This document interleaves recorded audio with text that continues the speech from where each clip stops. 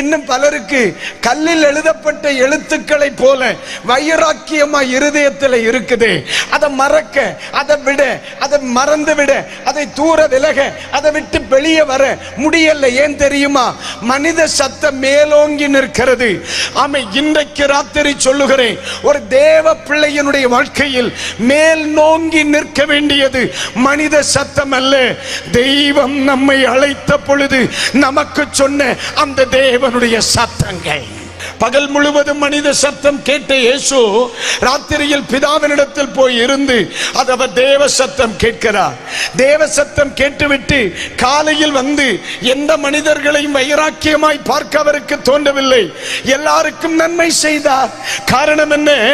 தேவ சத்தம் கேட்ட ஒருவனுக்கு மனிதன் மேல் பகையாக நிற்க முடியாது. தேவ சத்தம் கேட்ட ஒருவனுக்கு மனித சத்தத்தை பொருட்டாக எடுக்க முடியாது.